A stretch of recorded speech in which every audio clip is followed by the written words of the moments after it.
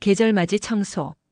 봄이 오던 어느 날 희영은 어릴 적 엄마와 함께했던 기억을 떠올렸다. 계절이 바뀌면 늘 집 안 구석구석을 청소하던 엄마.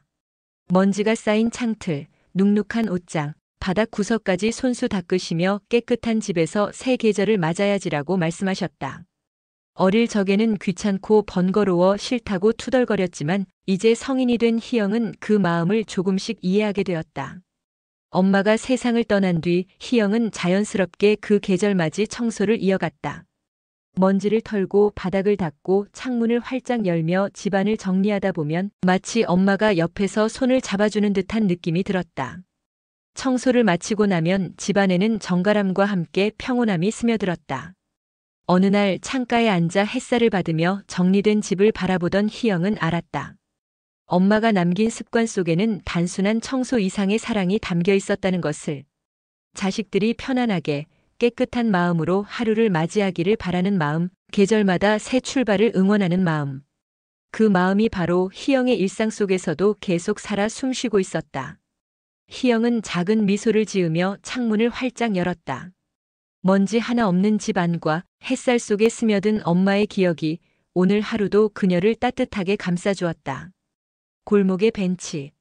작은 마을의 오래된 골목길 한쪽 벽에 붙어있는 낡은 벤치는 늘 같은 자리를 지키고 있었다. 낮에는 동네 아이들이 뛰놀며 쉬는 자리였고 밤에는 일터에서 돌아오는 사람들이 잠시 숨을 고르는 공간이었다. 하지만 그 벤치에는 늘 앉아있는 노인이 있었다. 사람들은 그저 외로운 노인쯤으로 생각하며 무심코 지나쳤다. 어느 날 벤치 앞 가게 주인이 말을 걸었다. 아저씨, 매일 여기 앉아 계시네요. 노인은 잔잔히 웃으며 대답했다. 여긴 내 아내와 마지막으로 앉았던 자리거든요. 그날 이후 난 하루도 빠짐없이 이곳에 와. 가게 주인은 그제야 벤치에 새겨진 작은 글씨를 발견했다. 사랑해, 영원히. 낡아 지워진 글자는 노인이 직접 새긴 것이었다. 사람들은 그 이야기를 전해 듣고 무심코 지나쳤던 벤치를 다시 보게 되었다. 이제는 동네 주민들이 차례로 와 앉으며 노인의 이야기를 듣고 자신들의 추억도 나누었다. 시간이 흘러 노인이 더 이상 보이지 않는 날이 왔다. 대신 벤치 옆에는 작은 동판이 놓여 있었다. 이 벤치는 누구에게나 쉬어갈 수 있는 사랑의 자리입니다. 이제 그 벤치는 단순한 휴식 공간이 아니라 마을 사람들의 마음을 이어주는 작은 기적의 장소가 되었다. 동전 모으기. 골목길 작은 가게 앞, 매일 같은 시간 등장하는 노인 김 할아버지. 그는 낡은 저금통을 들고 동네를 돌며 동전을 모았다. 지나가는 사람들은 무심히 지나갔지만 그 동전 하나하나에는 사연이 담겨 있었다. 젊은 시절, 김 할아버지는 어려운 아이들을 돕는 일을 평생의 보람으로 삼았다. 은퇴 후에도 그 마음을 이어가고자 매일 조금씩 동전을 모아 장학금을 준비하고 있었다. 사람들은 처음엔 그의 행동을 이상하게 생각했지만 어느 날 아이가 저금통을 열어보면서 모든 것을 알게 된다. 동전 속에는 아이들을 응원하는 작은 메모와 숫자들이 숨겨져 있었고 아이들은 자신을 위해 누군가가 몰래 준비한 사랑에 감동했다. 점차 마을 사람들도 할아버지의 뜻을 이해하게 되었고 청년 상인과 이웃들은 자발적으로 동전을 모으기 시작했다. 저금통은 단순한 저금통이 아니라 세대와 세대를 잇는 연결고리가 되었다. 마침내 마을 주민들이 작은 모금회를 열고 모은 동전을 아이들에게 장학금으로 전달하는 날, 김 할아버지는 눈시울을 붉히며 말했다. 작은 동전 하나하나가 이렇게 큰 행복이 될 줄은 몰랐구나. 그의 평범한 일상이 만든 꾸준한 정성과 사랑은 마을에 큰 울림을 남겼다. 소소한 습관이 사람들을 이어주는 기적, 그것이 바로 김 할아버지의 선물이었다. 동호회 활동과 인연. 퇴직 후 정우는 외로움을 달래고자 사진 동호회에 가입했다. 처음 모임에 들어섰을 때 다양한 연령대가 모인 가운데 한 여성이 눈에 들어왔다. 그녀 수지는 부드러운 미소와 차분한 말투로 사람들과 인사를 나누고 있었다. 정우는 처음엔 말을 걸 엄두가 나지 않았다. 하지만 모임이 진행되면서 같은 팀이 된 순간 둘은 자연스럽게 가까워졌다. 사진 구도를 잡고 빛과 그림자를 이야기하며 서로의 생각을 나누다 보니 시간 가는 줄 몰랐다. 수지는 정훈의 섬세한 시선에 감탄했고 정훈은 수진의 따뜻한 관찰력에 마음이 끌렸다. 주말마다 이어지는 촬영 모임 속에서 두 사람은 서로의 삶 이야기를 조금씩 풀어놓았다. 직장과 가정, 자녀 이야기, 그리고 은퇴 후 느끼는 외로움까지. 공감과 이해 속에서 마음이 서서히 가까워졌다. 어느 날 모임이 끝난 뒤 정우는 용기를 내어 말했다. 같이 커피 한잔 할까요? 사진 이야기를 더 하고 싶습니다. 수지는 미소 지으며 고개를 끄덕였다. 그날 이후 두 사람은 동호회 외 시간에도 연락을 주고받으며 사진을 찍으러 함께 나갔다. 셔터를 누르는 순간마다 서로의 웃음과 배려가 담겼다. 정우는 깨달았다. 늦은 나이에도 새로운 인연과 설렘은 충분히 찾아올 수 있다는 것을. 삶의 여정 속에서 함께 같은 시선을 바라보며 웃을 수 있는 사람이 생겼다는 사실이 얼마나 큰 행복인지. 동호회라는 작은 모임은 단순한 취미 공간이 아니라 두 사람에게 새로운 삶의 빛과 설렘을 선물한 소중한 장소가 되었다. 버려진 일기장. 비 오는 날, 주인공 민호는 길모퉁이 쓰레기 더미에서 낡은 가죽 일기장을 발견한다. 호기심에 첫 장을 펼치자 삐뚤빼뚤한 글씨로 적힌 일기들이 눈에 들어온다. 오늘 아이가 처음으로 웃었다. 작은 손이 내 손가락을 꼭 잡았다. 나는 피 한 방울 섞이지 않았지만 이 순간만큼은 진짜 아버지 같다. 민호는 처음엔 남의 사적인 기록쯤으로 생각했지만 이상하게도 그 글 속 아이의 모습이 낯설지 않았다. 그는 밤마다 일기장을 읽으며 부모에게 듣지 못했던 자신의 어린 시절 이야기를 하나씩 발견해 나갔다. 일기에는 아이가 자라며 보였던 사소한 습관, 좋아하던 음식, 잠들기 전 즐겨하던 말투까지 기록되어 있었다. 결정적인 순간은 마지막 장에서 찾아왔다. 아이에게는 언젠가 진실을 알려줄 날이 오겠지. 나는 그저 그 아이가 사랑받고 자랐다는 기억만은 잊지 않기를 바란다.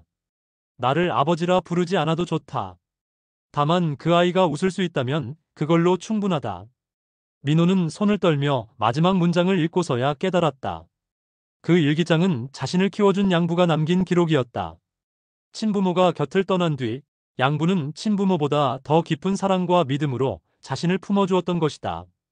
민호는 그제야 어릴 적 늘 곁에 있던 따뜻한 눈길과 힘겹게 일하고도 웃음을 지어주던 양부의 모습이 떠올랐다. 그동안 자신이 무심하게 지나쳤던 사랑이 일기 속에서 비로소 생생하게 되살아났다. 민호는 일기장을 가슴에 안고 눈물을 흘리며 다짐했다. 아버지, 이제야 알았어요. 당신이 제 진짜 아버지였다는 걸. 버려진 일기장. 할머니는 어느 날 집 뒤 창고를 정리하다가 오래된 일기장 하나를 발견했다. 먼지가 쌓인 표지 속에는 손때 묻은 글씨로 가득한 페이지가 펼쳐져 있었다. 호기심에 한 장씩 넘기던 할머니는 글 속 주인공이 자신과 젊은 시절 친구였던 할아버지라는 사실을 알게 되었다. 일기장은 단순한 일상 기록이 아니었다. 젊은 시절의 꿈과 사랑, 그리고 힘든 시절, 서로를 격려하며 다짐했던 글귀가 빼곡히 적혀 있었다. 특히 마지막 페이지에는 언젠가 이 글을 누군가가 읽게 된다면 우리는 서로를 기억하며 희망을 전할 수 있을 것이다라는 문장이 남겨져 있었다. 손주들에게 보여주자 아이들은 눈을 크게 뜨며 감탄했다.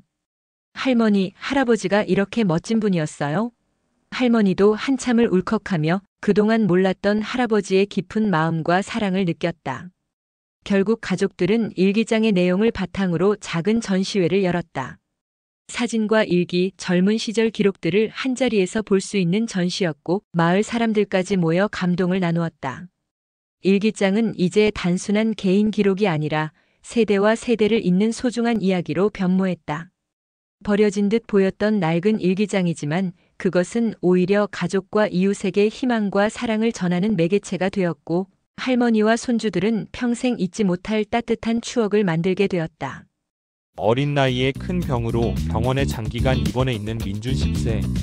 그는 창가에 누워 하루 대부분을 보내며 창밖을 바라보는 것이 유일한 즐거움이다. 창밖에는 작은 나무 한 그루가 서 있는데 민준은 그 나무를 보며 늘 말한다. 저 나무는 내 친구예요. 나한테 힘내라고 손을 흔들어 주는 것 같아요. 간호사들과 의사들은 그의 순수한 말에 미소 짓지만 모두 민준의 병세가 악화되고 있음을 알고 있다. 시간이 흘러 민준은 결국 세상을 떠난다. 병실은 텅 비고 간호사들은 깊은 슬픔에 잠긴다. 며칠 뒤 민준이 늘 바라보던 창가에 시선을 돌린 한 간호사는 문득 무언가를 발견한다.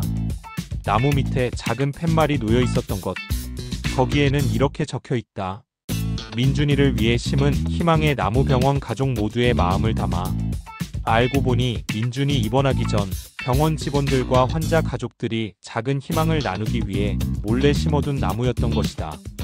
아무도 가르쳐주지 않았는데 민준은 그 나무를 스스로 친구라 불렀고 마지막 순간까지 희망을 붙잡을 수 있었다. 분실물 보관소의 편지. 퇴근길 정신없이 버스에서 내리다 그만 가방을 두고 내린 걸 깨달았다. 안에는 회사 서류뿐 아니라 소중한 노트북까지 들어있었다. 머리가 하얘졌다. 밤새 뒤척이다 다음날 아침 분실물 보관소로 향했다. 혹시 어제 버스에서 습득된 가방 있나요? 직원이 확인하더니 고개를 끄덕이며 가방을 내밀었다. 그대로 있었다. 안도의 한숨이 터져나왔다. 그런데 가방 속에는 낯선 종이 쪽지가 끼워져 있었다. 힘든 하루였겠네요. 그래도 잃어버린 게 돌아왔으니 내일은 더 좋은 날일 거예요.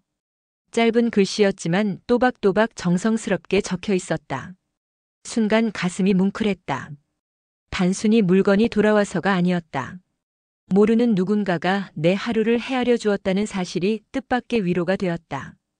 회사로 향하는 발걸음이 어제보다 훨씬 가벼웠다. 지갑 속 현금도 서류도 노트북도 그대로였지만 그보다 더 귀한 걸 얻은 기분이었다.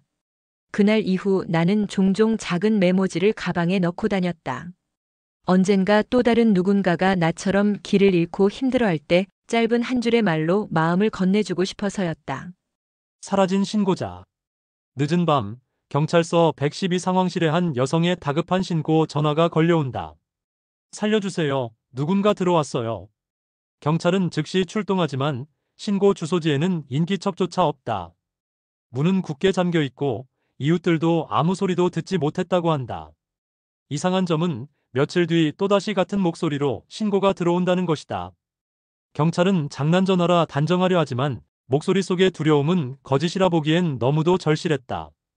지속되는 같은 패턴에 담당 형사 강민은 불길한 기시감을 느낀다. 그는 5년 전 자신의 첫 사건을 떠올린다.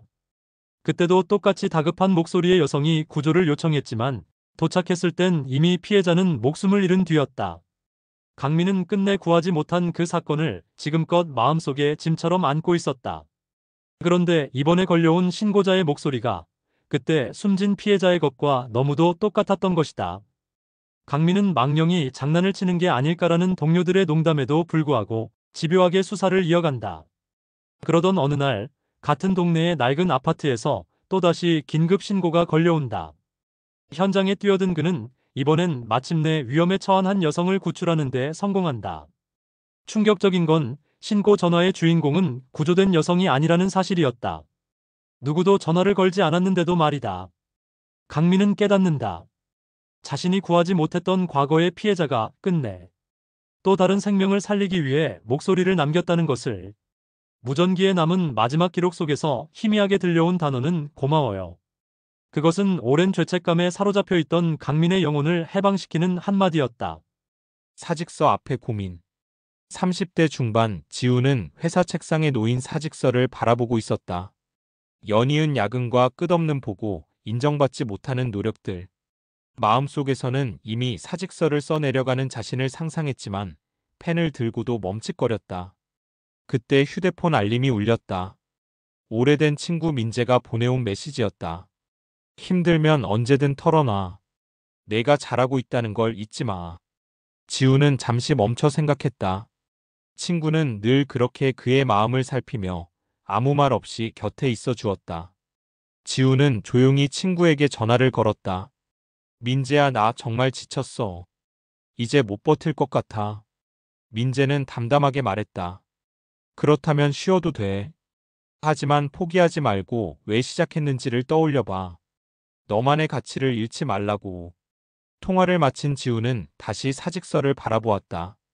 손에는 여전히 펜이 쥐어져 있었지만 마음속은 조금 가벼워졌다. 그동안 자신이 쌓아온 노력과 작은 성취, 그리고 그를 믿고 응원해주는 사람들이 떠올랐다. 결국 지우는 사직서에 서명을 하지 않았다. 대신 책상을 정리하고 내일부터 새로운 마음으로 다시 시작하기로 마음먹었다. 힘든 날들이 여전히 기다리고 있지만 혼자가 아니라는 사실과 친구의 작은 격려가 그의 마음을 든든하게 지켜주었다. 사직서 앞에서 망설이던 하루, 지우는 깨달았다.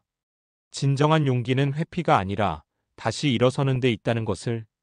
그리고 그 용기를 주는 것은 때로 작은 말 한마디와 사랑이었다. 엄마의 잔소리. 어린 시절 혜진은 늘 바쁘게 일하는 엄마와 아빠를 귀찮게 여기곤 했다. 왜 또 설거지해? 왜 나를 깨우지? 사소한 부탁에도 투덜거렸고 부모님의 노고를 당연하게 생각했다. 성인이 된 뒤 취직 준비와 일상에 치여 부모님과 자주 연락하지 못했다. 어느 날 혜진은 집안 어르신께서 보내신 작은 편지를 발견했다. 편지 속에는 사소하지만 세심하게 적힌 일상의 기록들이 담겨 있었다. 오늘은 밥을 다 먹었니? 어제 잠은 잘 잤니? 비가 오니 우산 챙겼니? 그동안 혜진은 이런 배려들을 당연하게 여겼지만 편지를 읽는 순간 마음이 무거워졌다. 그 모든 것이 부모님의 작은 희생과 사랑이었다는 걸 이제야 깨달았다. 휴대폰으로 부모님에게 전화를 걸었지만 이미 아버지는 출장을 떠난 상태였다. 혜진은 가슴이 저려왔다. 왜 그때는 몰랐을까? 그냥 화만 냈지. 눈물이 멈추지 않았다. 그날 이후 혜진은 매일 부모님에게 감사와 사랑의 말을 전하기 시작했다. 늦게 깨달았지만 이제라도 마음을 전할 수 있다는 사실이 그녀에게 큰 위로가 되었다. 사소한 일상 속에 담긴 부모님의 사랑을 혜진은 평생 잊지 않기로 마음속으로 다짐했다. 여행 가방 하나. 70을 훌쩍 넘긴 노인은 어느 날 문득 집안 구석에 있던 낡은 여행 가방을 꺼냈다. 젊었을 적 출장 다닐 때 쓰던 가방이었다. 그는 그동안 가족을 위해, 생계를 위해 쉼없이 달려왔지만 정작 자신을 위한 여행은 한 번도 가지 못했다는 사실을 깨달았다. 이제라도 떠나보자. 노인은 가방에 옷 몇 벌과 오래된 카메라, 손주가 선물해준 작은 수첩을 넣었다. 목적지는 정하지 않았다. 그저 기차역에서 눈에 띄는 노선을 골라 무작정 표를 끊었다. 첫 도시에서 그는 오래된 시장을 거닐며 상인들과 이야기를 나눴다. 두 번째 도시에서는 바닷가에 앉아 해 진력 붉은 노을을 바라보았다. 세 번째 도시에서는 초등학생 아이들이 노인의 카메라를 신기해하며 함께 사진을 찍었다. 짧은 만남이었지만 사람들의 환한 미소는 그의 마음속 깊이 새겨졌다. 여행 내내 노인은 수첩에 작은 메모를 남겼다. 오늘 바닷바람이 참 좋았다. 아직 내 두 발은 멀리 걸을 수 있다. 낯선 이들과 나눈 대화가 내 하루를 채웠다. 며칠 후 집으로 돌아온 그는 가족들에게 여행 이야기를 들려주었다. 손주가 눈을 반짝이며 말했다. 할아버지, 다음에는 저랑 같이 가요. 노인은 크게 웃으며 대답했다. 그럼 다음 여행 가방에는 내 옷도 같이 챙겨야겠구나. 비록 혼자 떠난 짧은 여행이었지만 노인은 깨달았다. 인생의 어느 시점에도 새로운 길은 열려 있으며 즐길 용기만 있다면 노년의 삶도 충분히 빛날 수 있다는 것을. 잃어버린 목걸이. 어머니 지연은 늘 소중히 여기는 작은 목걸이를 갖고 있었다. 그것은 어릴 적 할머니가 선물해준 것으로 가족에게 이어진 사랑과 추억의 상징이었다. 어느 날 집안 대청소를 하던 중 목걸이가 사라진 것을 깨닫고 마음이 무거워졌다. 손주 준호는 어머니가 안타까워하는 모습을 보고 몰래 목걸이를 찾기로 결심했다. 방 구석구석을 뒤지고 장롱과 서랍 사이를 살피던 준호는 마침내 작은 상자 속에서 반짝이는 목걸이를 발견했다. 숨죽이며 달려가 어머니에게 건네며 엄마 찾았어. 라고 외쳤다. 지연은 놀란 표정으로 목걸이를 받으며 눈물을 글썽였다. 정말 내가 이렇게 신경 써줬구나. 준호는 수줍게 웃으며 말했다. 엄마가 슬퍼하니까 안 되겠더라고요. 그 순간 목걸이는 단순한 장신구가 아니라 가족의 사랑과 세대를 이어주는 소중한 마음임을 다시 확인하게 했다. 지연은 준호를 꼭 안으며 말했다. 이제부터는 더 소중히 간직해야겠구나. 작은 행동 속에서 느낀 사랑과 배려가 집안 가득히 따스하게 퍼졌다. 그날 이후 목걸이는 단순한 물건이 아닌 가족 간의 그리움과 애정을 상징하는 작은 기적처럼 모두의 마음속에 남았다. 작은 서랍. 노인이 세상을 떠난 뒤 가족은 그의 집을 정리하며 작은 추억들을 발견하고 있었다. 그중 하나는 오래된 집 안작은 서랍.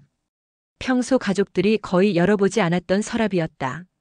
손녀 지우가 호기심에 서랍을 열자 안에는 노인이 오랜 시간 아껴온 작은 유품들이 가지런히 놓여 있었다. 서랍 속에는 낡은 엽서, 작은 수첩, 그리고 오래된 필기구가 담겨 있었다. 엽서에는 노인이 젊은 시절 여행하며 친구와 주고받은 글과 그림이 남아 있었고, 수첩에는 가족을 향한 사랑과 삶의 기록이 빼곡히 적혀 있었다. 지우는 하나하나를 꺼내 읽으며 평소 말없이 살아온 할아버지의 따뜻한 마음과 세심한 배려를 느꼈다. 특히 작은 메모 하나가 가족의 마음을 울렸다. 사랑하는 사람들과 함께한 소소한 순간이야말로 진정한 행복이다. 글귀를 읽은 지우는 눈시울이 붉어졌다. 서랍 속 유품들은 단순한 물건이 아니라 노인의 삶과 사랑이 담긴 기록이었다. 그날 이후 가족들은 서랍을 함께 열어보며 노인이 남긴 이야기와 기억을 공유했다. 과거의 추억을 떠올리고 서로의 마음을 나누는 과정 속에서 노인의 존재는 여전히 가족 곁에 살아있음을 느꼈다. 작은 서랍 하나가 전해준 삶의 지혜와 사랑은 세대를 넘어 가족의 마음속 깊이 자리 잡았다. 저녁 이야기. 저녁이 되면 작은 집의 식탁 위에는 따뜻한 불빛이 켜졌다. 할아버지는 손주와 마주 앉아 조심스레 수저를 들고 저녁을 먹으면서 하루를 물었다. 손주는 학교에서 있었던 일들을 이야기했고, 할아버지는 고개를 끄덕이며 귀 기울였다. 오늘 무슨 일 있었니? 손주가 말문을 열자 할아버지는 잠시 손을 멈추고 그 눈을 바라보며 조언을 건넸다. 실수를 두려워하지 마라. 실수 속에서 배움이 있단다. 손주는 고개를 끄덕이며 눈을 반짝였다. 저녁 밥상은 단순히 식사를 위한 시간이 아니라 삶의 지혜와 사랑이 오가는 소중한 공간이었다. 할머니도 곁에서 손주를 바라보며 미소 지었다. 그녀는 옛날 자신이 어릴 적 할머니에게 들었던 이야기들을 떠올리며 손주에게 전해주었다. 밥을 다 먹은 후 할아버지는 손주에게 옛날 이야기를 들려주기 시작했다.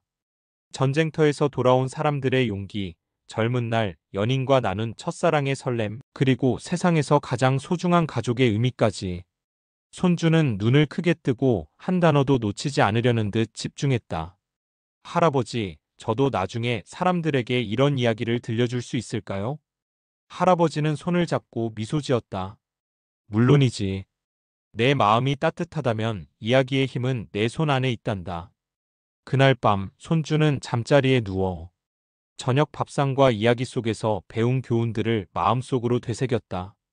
불빛 아래에서 들려온 할아버지의 목소리와 할머니의 미소는 손주에게 평생 잊지 못할 따뜻한 기억으로 남았다. 졸업 앨범 속 사진. 대학을 졸업하고 도시에서 혼자 살던 지우는 어느 날 부모님 댁을 정리하다 오래된 졸업 앨범을 발견했다. 먼지가 쌓인 앨범을 펼치자 어린 시절부터 고등학교, 대학까지 이어진 사진들이 가지런히 놓여 있었다. 그중 눈길을 끄는 것은 졸업식 날 찍힌 한 장의 사진이었다. 부모님은 평소 카메라를 들고 다니지 않으셨지만 이날만큼은 지훈의 뒷모습까지 담으며 흐뭇하게 미소 짓고 있었다. 사진 속 부모님의 얼굴에는 기쁨과 자랑스러움, 그리고 말로 다 표현할 수 없는 사랑이 고스란히 담겨 있었다. 지훈은 갑자기 마음이 먹먹해졌다. 평소에는 자주 표현하지 않던 부모의 마음, 늘 뒤에서 지켜주고 응원해주던 사랑이 사진 속 한 장에 담겨 있었다는 사실이 너무나도 크게 다가왔다. 앨범을 한 장 한 장 넘기며 지훈은 어린 시절 부모에게 받은 응원과 위로를 다시금 느꼈다. 그날 밤 지훈은 부모님께 전화를 걸었다. 사진 속에서 웃고 계신 모습 정말 감사해요. 짧은 한마디였지만 부모와 자식 사이에 흐르는 따뜻한 마음이 서로의 가슴을 채웠다.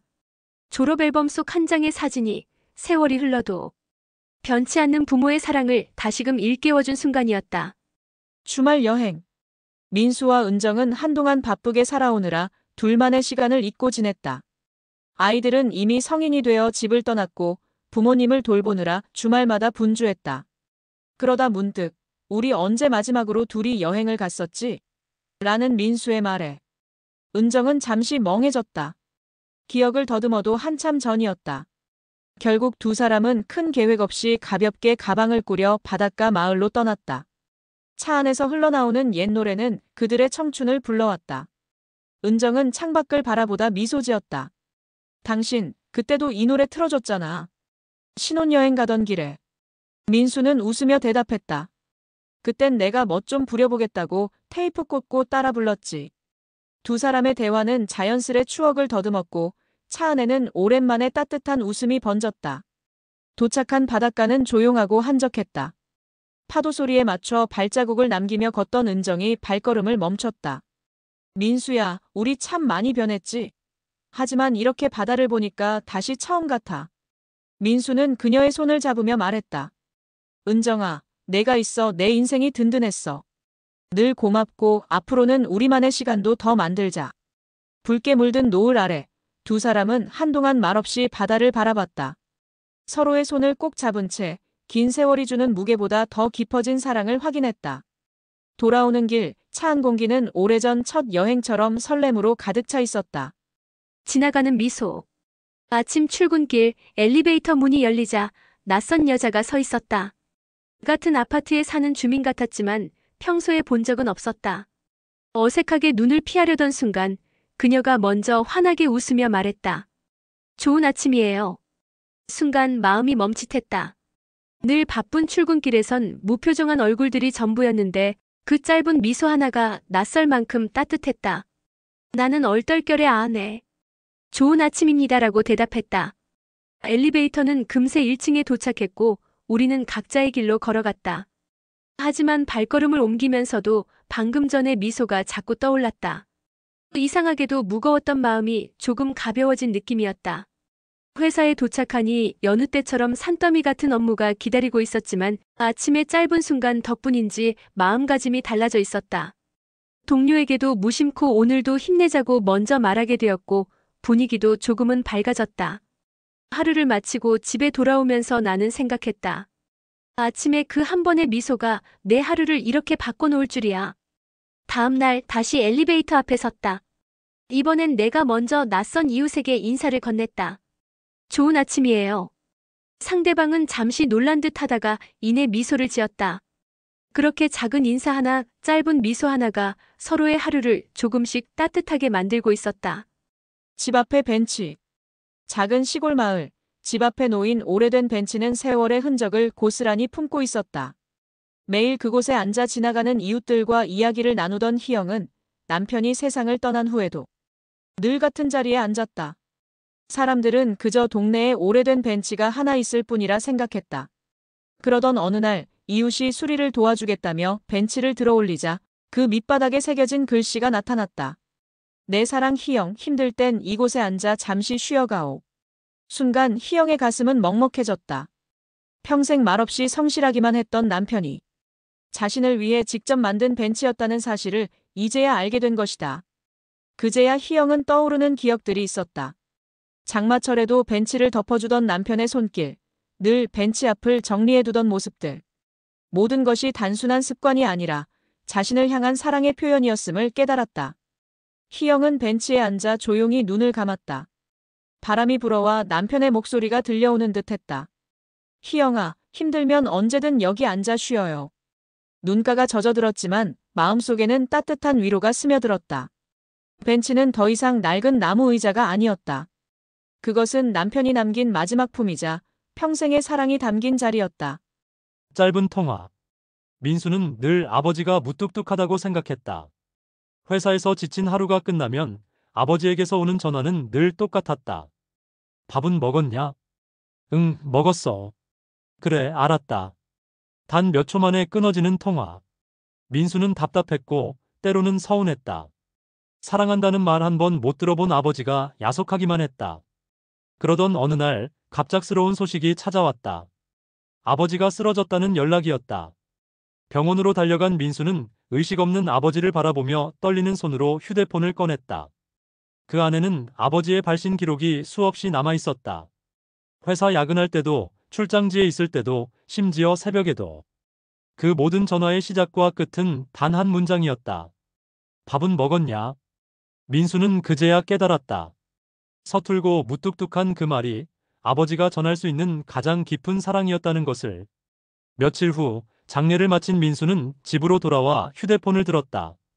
옆에서 놀던 어린 아들에게 전화를 걸어보았다. 수화기 너머로 들려오는 아이의 목소리에 민수는 잠시 망설이다가 천천히 말했다. 아들아, 밥은 아니 사랑한다. 짧은 통화 속에서 민수는 처음으로 아버지의 마음을 이어가고 있었다. 학교 앞 횡단보도. 아침 등굣길 분주한 차량들이 학교 앞 도로를 가득 메우고 있었다. 손을 꼭 잡은 할머니와 초등학생 손주가 횡단보도 앞에 서 있었다. 신호등은 아직 붉은색. 할머니는 숨을 가쁘게 몰아쉬며 아이의 손을 꼭 쥐었지만 다가오는 차들의 속도에 조금 겁이 난 듯 발걸음을 망설였다. 아이는 그런 할머니를 걱정스레 올려다보았다. 그때 옆을 지나던 직장인이 멈춰섰다. 손에는 커피가 들려 있었고 출근길이 분명 바빠 보였지만 그는 자연스럽게 두 사람 곁에 섰다. 그리고 아이에게 미소를 지어 보였다. 괜찮아. 신호 바뀔 때까지 같이 기다리자. 아이의 얼굴이 금세 환해졌다. 할머니는 고개를 숙이며 작게 고마워요라고 속삭였다. 신호가 초록으로 바뀌자 남자는 두 사람보다 반 발짝 앞으로 나서며 차들이 멈춰 있는지 확인했다. 아이와 할머니는 안도한 듯 그의 옆에서 천천히 길을 건넜다. 횡단보도의 끝에 다다랐을 때 아이가 작게 인사했다. 아저씨 감사합니다. 남자는 가볍게 손을 흔들고 발걸음을 재촉했다. 하지만 마음 한쪽은 이상하게도 따뜻했다. 출근길에 늘 똑같이 지나치던 횡단보도였는데 오늘은 그곳이 세상에서 가장 특별한 길처럼 느껴졌다. 할머니의 손수건. 한여름 오후 도시는 마치 뜨거운 가마솥 같았다. 출근길부터 쏟아지는 땀의 셔츠는 이미 젖어 있었고 하루 종일 이어진 업무는 청년의 몸과 마음을 지치게 했다. 퇴근길 버스를 놓치고 땀을 흘리며 도로 옆 벤치에 앉았다. 숨을 고르는데 옆자리에 있던 할머니가 조용히 그를 바라보았다. 덥지? 이거 좀 써. 할머니가 내민 것은 하얗게 다려진 손수건이었다. 가장자리에 작은 꽃무늬가 수놓아져 있었고 은은한 비누 향이 났다. 청년은 당황스러워 손사래를 쳤다. 괜찮습니다, 할머니. 그냥 조금만 쉬면 돼요. 그러자 할머니는 미소를 지으며 다시 그의 손에 손수건을 꼭 쥐어주었다. 젊을 때는 잘 챙겨야 한다. 나도 내 또래 땐 늘 바쁘다고 몸을 돌보지 못했지. 청년은 결국 손수건으로 이마에 땀을 닦았다. 시원해지는 느낌과 함께 마음까지 가벼워졌다. 순간 오래전 돌아가신 자신의 외할머니가 떠올랐다. 늘 땀에 젖은 이마를 닦아주시며 더우면 쉬어가라고 말씀하시던 모습이 겹쳐졌다. 버스가 도착하자 청년은 서둘러 일어나 손수건을 돌려드리려 했지만 할머니는 손사래를 치며 말했다. 괜찮다. 다음에도 더우면 쓰거라. 버스 창밖으로 할머니의 작은 등이 멀어져 갔다. 청년은 무릎 위에 놓인 깨끗한 손수건을 바라보며 생각했다. 평범한 하루 낯선 이의 손길이 이렇게 큰 위로가 될 줄은 몰랐다. 작은 손수건 한 장에 담긴 온기가 오래도록 마음에 남았다. 함께 나누는 새벽. 아직 어둠이 채 가시지 않은 새벽, 시장 골목은 분주한 사람들의 발걸음으로 살아났다. 트럭에서 내려진 무거운 상자를 등에 짊어진 상인은 연신 숨을 몰아쉬며 골목을 오갔다. 허리와 어깨가 뻐근했지만 그는 그저 이를 악물고 버텼다. 장사를 시작한 지 얼마 되지 않아 아직 몸도 마음도 익숙하지 않았기 때문이다. 허허, 그 짐 참 무겁겠구먼. 낯익지 않은 목소리에 고개를 들자 손수레를 끌던 노부부가 다가오고 있었다. 구부정한 허리와 주름진 얼굴, 하지만 눈빛은 따뜻했다. 상인은 괜찮다고 손사래를 쳤지만 노인은 이미 상자의 한쪽을 잡아들어 올리고 있었다. 우린 젊었을 때 매일 이렇게 새벽 시장을 뛰어다녔단다. 혼자 하려니 더 힘들지. 같이 들면 훨씬 수월해. 노부부의 손길은 놀라울 만큼 힘이 있었고 무엇보다 마음이 담겨 있었다. 세 사람은 힘을 합쳐 상자를 옮겼고 상인은 순간 짐이 훨씬 가벼워진 듯한 기분을 느꼈다. 고맙습니다. 괜히 번거롭게 해드렸네요. 상인이 머쓱하게 인사하자 노인은 환히 웃으며 말했다. 괜찮네. 새벽은 원래 서로 돕는 시간이야. 그래야 하루를 버틸 힘이 생기지. 그 말에 상인은 가슴이 뜨거워졌다. 시장 골목에 가득하던 새벽 공기가 조금은 다르게 느껴졌다. 여전히 무거운 상자가 남아 있었지만 그 순간 그의 마음은 가볍고 단단해졌다.